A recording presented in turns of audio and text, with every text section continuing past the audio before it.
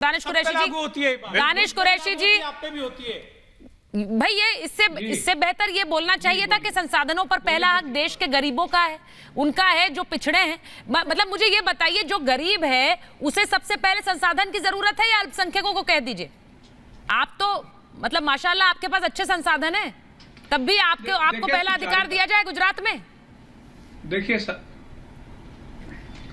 सुनिए हाँ। सुचारिता, देखिए मैं तो पहले ही अपने वक्तव्य में कह चुका हूं कि देश के तमाम नागरिकों का समान हक है, लेकिन मुसलमानों को देश के संसाधन पे पहला हक है। इस स्टेटमेंट के बाद भी ना तो कांग्रेस से कुछ मिला है, ना भाजपा से कुछ मिला है, किसी से कुछ नहीं मिला। मैंने तो साफ तौर पे कहा कि सन 47 में जो 33% सरकारी मुलाजमत में थे, आज 0.03 भी नहीं रह गए।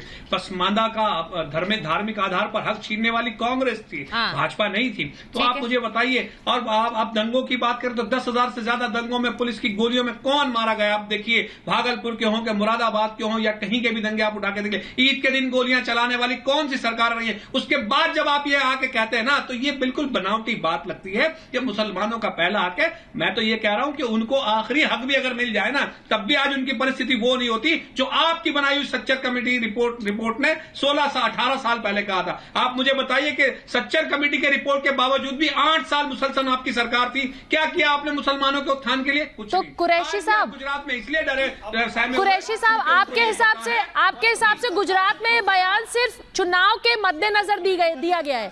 आपके हिसाब से गुजरात में ये चुनाव में सिर्फ ये स्टेटमेंट ये इसलिए छोड़ा गया है वहां के मुसलमानों को खुश करने के लिए, है ना?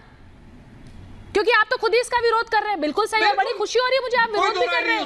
नहीं, अब कलीमुल साहब, अब ये आपके लिए भी ये बयान ऐसे समय में आया जब आपको फायदा देगा। गुजरात में चुनाव है, बीजेपी को आप वैसे ही हमेशा टारगेट करते हैं, आप कांग्रेस को भी इस बयान के मद्देनजर आप टारगेट करेंगे कि भाई देखिए कांग्रेस ने कुछ किया तो है नहीं मुसलमानों के लिए और बड़ी हत्याशी बन रही है। देखिए, सबसे पहले तो मैं संजू वर्मा जी के उस बयान का खंडन कर दूं जिसमें उन्होंने कहा कि ओवैसी साहब ग़ज़वा-ए हिंद और शरीयत की बात करते हैं, वो झूठ बोल रही हैं। मैं उन्हें चैलेंज कर रहा हूं। हमेशा बैरिस्टर असदुद्दीन ओवैसी साहब भारत के संविधान की बात करते हैं और भारत के संविधान को लागू करने की बात करते हैं। उन्हें इस नेशनल टीवी पे माफी मांगनी चाहिए अपने इस बयान के लिए, क्योंकि वो झूठ बोली और पूरा देश जानता है वो कैसे बोलते हैं। अब आइए दूसरे पॉइंट पे, ये जो बस अब आपको मुझे देशवासियों को बताना था, मैंने बता दिया। उनके मायने क्या है भाई? संजू जी मानने से असदुद्दीन ओवैसी ने इंकार कर दिया, हाँ या नहीं?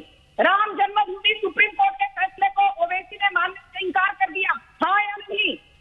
राम जन्मभूमि के फैसले को ओवैसी ने माना या नहीं? नहीं माना। बताइए करीम साहब, वो कह रही हैं कि भाई हिजाब पर भी आप समर्थन करते हैं, आप ना कोर्ट का फैसले का इंतजार करते हैं। वो कोर्ट ने राम जन्मभूमि मंदिर की बात कही, आप उसके भी खिलाफ बोलते हैं। ये प्रवक्ता है, इन्हें ओवैसी ने माना नहीं माना? ठीक है, क्या ओवैसी ने सुप्रीम कोर्ट के 3 तलाक फैसले को माना? नहीं माना।